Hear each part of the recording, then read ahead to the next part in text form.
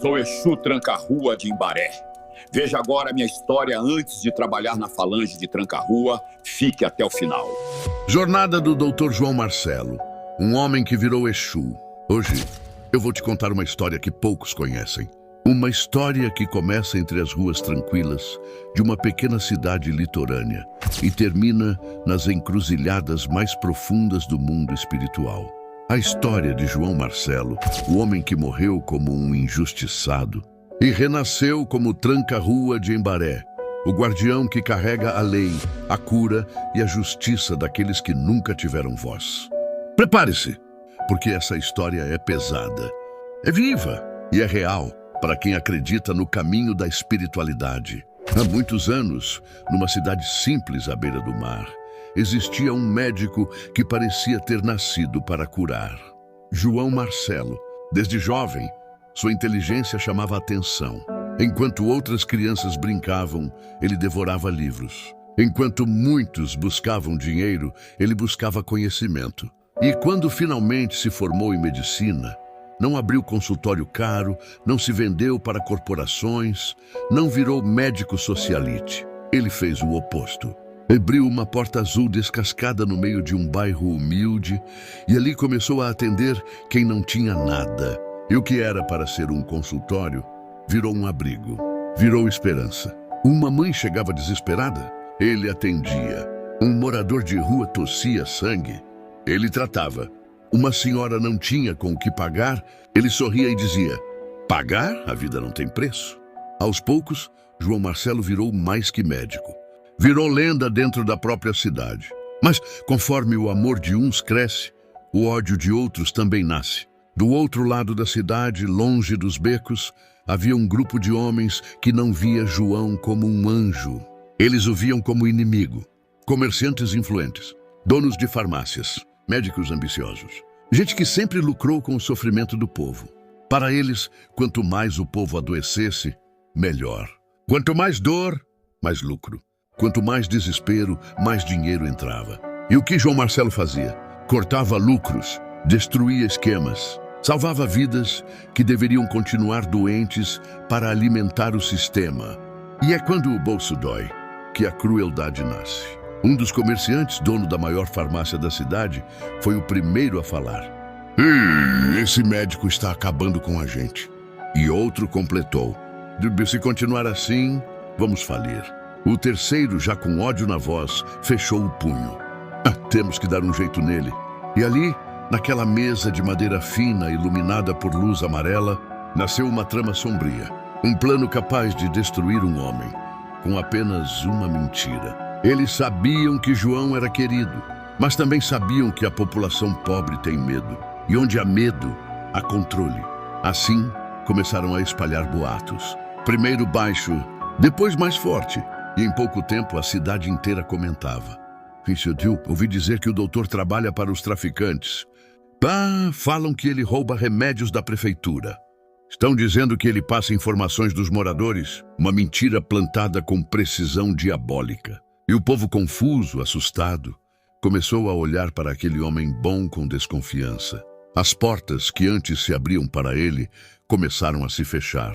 Pessoas cruzavam a rua para evitar contato. E quando ele chegava, conversas se encerravam.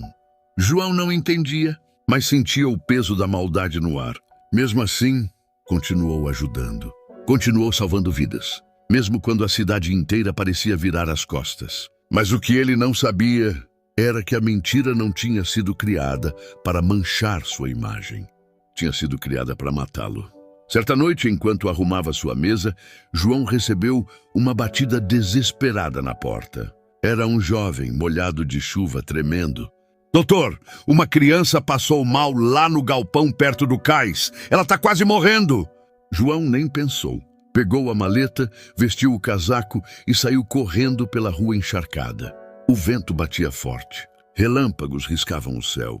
E o som do mar parecia mais violento que o normal. Quando chegou ao galpão, João percebeu que algo estava errado. Muito errado. Não havia criança. Não havia família. Não havia choro. Só silêncio. Um silêncio pesado, sufocante. Um silêncio que antecede a violência. Quando ele deu o primeiro passo para trás, As luzes se acenderam. Homens encapuzados cercaram o galpão. O jovem que pediu ajuda já não tremia de desespero, mas de adrenalina. E antes que João pudesse reagir, traidor, você lesou a cidade. Ou você trabalha com bandido. Os golpes começaram, sem piedade, sem razão, sem chance de defesa. João caiu de joelhos, com sangue escorrendo pela boca. E naquele instante, o homem que salvou tantas vidas não encontrou ninguém para salvá-lo. Enquanto perdia as forças, João olhou para o alto. A chuva batia forte em seu rosto, lavando o sangue, mas não a dor. Ele tentou falar. Eu só queria ajudar, mas nem isso conseguiu. O corpo caiu, a visão escureceu e o mundo pareceu desaparecer. Mas antes que sua consciência sumisse, ele percebeu algo. Passos, firmes, lentos e cheios de autoridade. Da escuridão, emergiu um homem alto, vestido de preto com capa pesada, chapéu inclinado e olhar de fogo. Era como se a própria noite tivesse tomado forma. Ele se aproximou, ajoelhou-se diante de João e disse com voz grave: Ninguém destrói a missão de um justo. João tentou levantar, mas não conseguia. O homem colocou a mão sobre o peito dele e completou: Você não morreu, João. Você foi chamado. E então se apresentou. Eu sou o Tranca-Rua de Imbaré e vim te buscar. João abriu os olhos em um lugar completamente diferente. Um terreiro espiritual amplo, iluminado por tochas que nunca apagavam. O chão parecia pulsar energia e o ar vibrava como se estivesse vivo. Tranca-Rua caminhava à sua frente. E aqui, João Marcelo, é onde a justiça verdadeira começa. E assim iniciou o aprendizado. Ele aprendeu a enxergar além da carne. Aprendeu a sentir as dores que ninguém confessa. Aprendeu a curar com as mãos, com a energia, com o pensamento. Aprendeu a proteger quem sofre injustiça. Aprendeu a trancar caminhos perigosos e destrancar caminhos de quem merece avançar.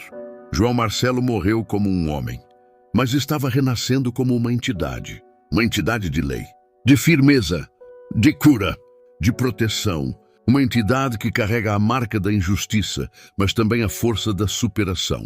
Depois de muito tempo de aprendizado, Tranca-Rua se aproximou dele e disse: João Marcelo, sua dor virou força, seu sangue virou caminho, sua morte virou missão. E então tocou o peito de João. Seu corpo espiritual se transformou, seus olhos acenderam. Sua postura mudou e Tranca-Rua completou: Blue, a partir de hoje, você não serve mais como homem. Serve como guardião. Você agora é Tranca-Rua de Imbaré.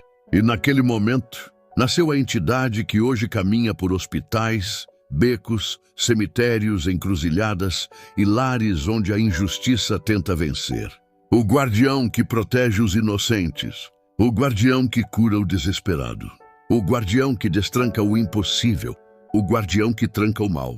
E é por isso que, até hoje, quando alguém injustiçado grita por ajuda, quando um inocente é perseguido, quando uma alma quase perde o caminho, é ele quem chega, com capa preta, com olhar firme, com voz que ecoa como trovão: Calma, agora quem cuida sou eu. Tranca-Rua de Imbaré não nasceu da maldade. Ele nasceu da injustiça que tentou destruir um homem bom. E falhou. E se você quiser mais histórias como essa, se quiser conhecer o lado verdadeiro das entidades, da macumba, da lei, da cura, da proteção, então você precisa seguir agora a página Malandragem que Morro, uma página que honra o mundo espiritual, que ensina, que acolhe, que mostra o que a rua não conta e o que a macumba revela. Segue lá, porque a próxima história pode ser exatamente aquela que você precisava ouvir hoje.